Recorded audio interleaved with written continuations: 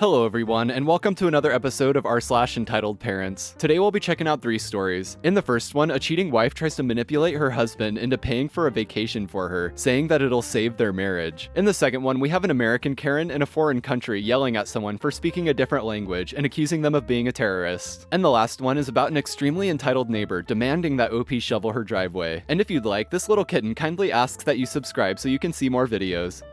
And before we get into the actual stories, let's take a look at this short post here. This is more of a text conversation than a story, but first OP gives a bit of context. This one's titled, "Entitled Mother Thinks Traffic from a Terrible Wreck Should Be Moved so that her daughter can get to her destination." It gets better. I'm guessing her daughter has some issues with this due to her saying she's worried DCS will be called on her if she's late to pick up the child from school. Oh, and she thinks it's illegal for emergency crews to block intersections for wrecks. I don't know, guys, can't make this up. So here's the text conversation. The mother says, "Whoever is blocking the intersection of blank and blank, please don't. My daughter has been trying for 30 minutes to get through that light. She has to pick up my grandkids from school. She's already late." They respond, "There was a horrible wreck. It can't be helped." Mother says, "They do not have to block the intersection. It's actually illegal." Now she's taking a chance on the school calling DCS because she can't get there. I can't even, you guys, this is absurd. And I'm sure the school won't call DCS if they just call them and tell them what's going on. How dare someone get in a traffic accident and die? That is so inconsiderate. Don't they know people have things to do? And it's illegal for those first responders to block the intersection. Yeah, let's just leave the intersection open so people don't get inconvenienced. We'll let them drive past the debris and dead bodies. No big deal.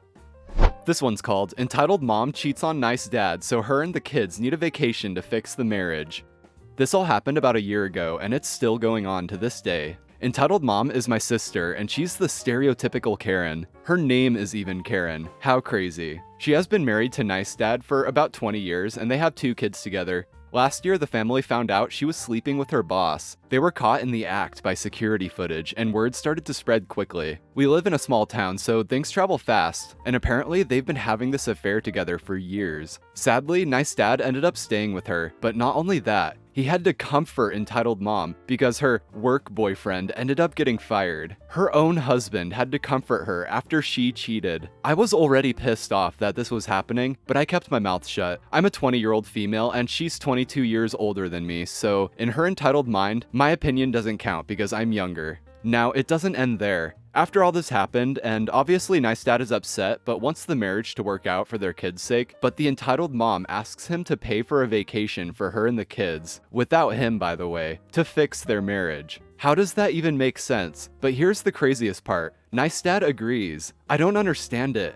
at all. She's been going on these vacations for the past year now during a pandemic, by the way, and her kids did not go either. They now hate her. Because her teenage daughter wouldn't go on these vacations with her, Entitled Mom decided to go slash her car tires in return. I guess because she was mad? Like, what the heck? That incident happened about a few months ago, and none of the family talked to her that much anymore after that, because who the F does that? The only good thing that's happened after this is she called our dad a few weeks ago because Nice Dad was running out of money to pay for her therapy vacations and wanted him to pay for the last one, saying she needed it to fix her marriage and that it would help the kids through this. Obviously, our father said no, and he told her to ask her work boyfriend. He told me she tried to tell him he was a crappy father and she was his kid, so he has to. My dad doesn't take crap and refuses to deal with any type of drama, so he just laughed it off and basically told her to F off. She hasn't spoken to any of us since then.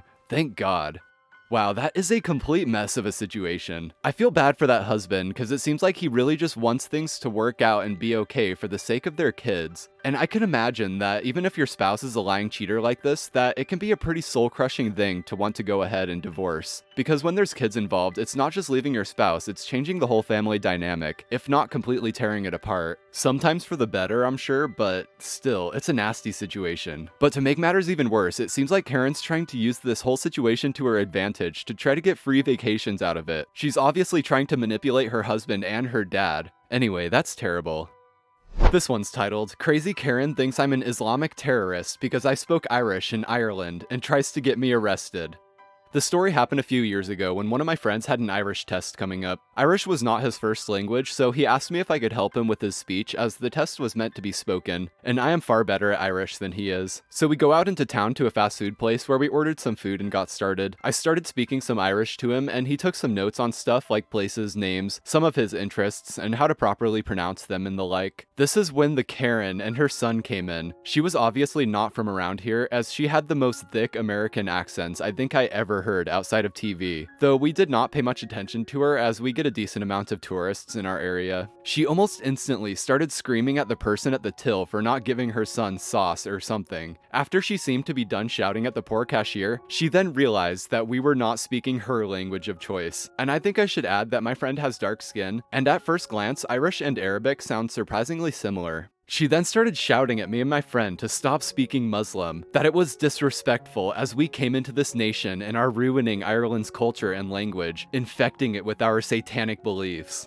I was just shocked for the audacity of this woman, and after a few seconds I put on my most condescending old-time accent possible, saying, "Ma'am, I believe you are confused about what the hell is going on here, and me and my acquaintance are just minding our own business as you so rudely interrupted, as you seem to think we're speaking Muslim, which, as far as I'm aware, is not a language, unless you are discussing the language, as anybody with more than 4 brain cells might call it, Arabic. But I assure you, neither me or my acquaintance speak Arabic to any degree." This just made her twice as mad. Fueled by embarrassment, she then started screaming about how we were terrorists, and how we were planning to kill her and her son and the rest of the civilized world. This is when security came and escorted her and her son out. We did not see them again. Moral of the story, don't be racist. This one's titled, "Entitled Mom Demands I Shovel Her Driveway for Free."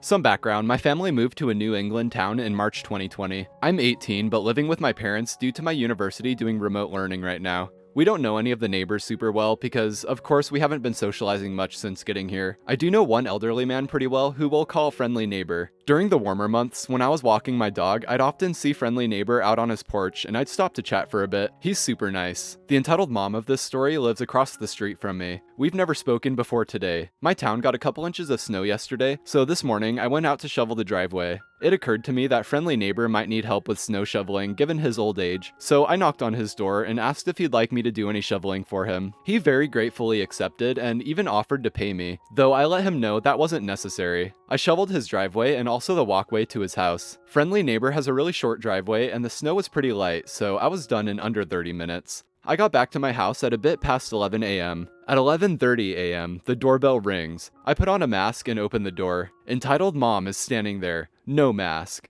What ensues is one of the weirdest conversations I've had. To paraphrase, I say, "Hi, can I help you with anything?" Entitled mom says, "Yes, I was wondering what time you were going to be coming by." Huh?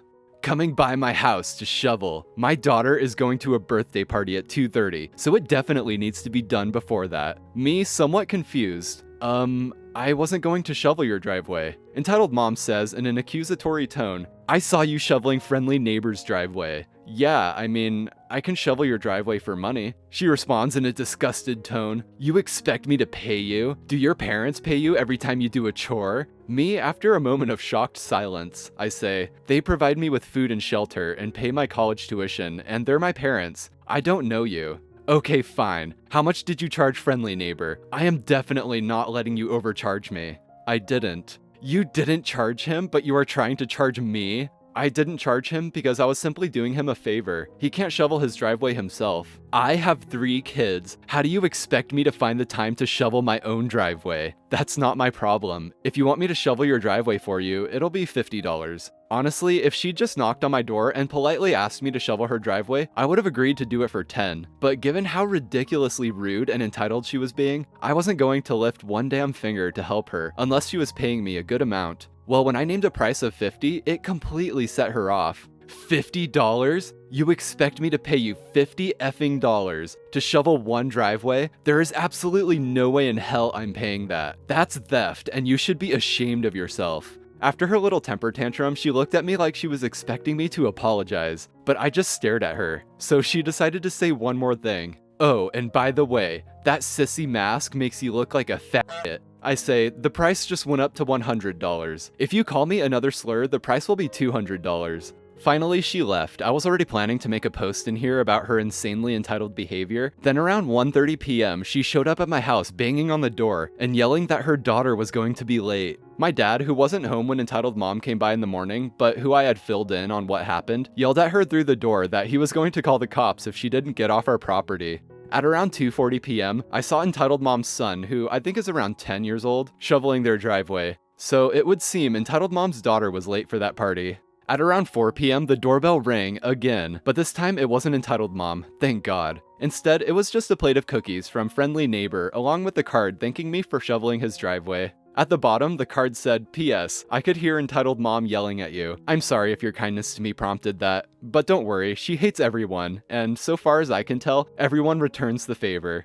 That friendly neighbor is so sweet though. He definitely added a nice heartwarming touch to an otherwise nasty story.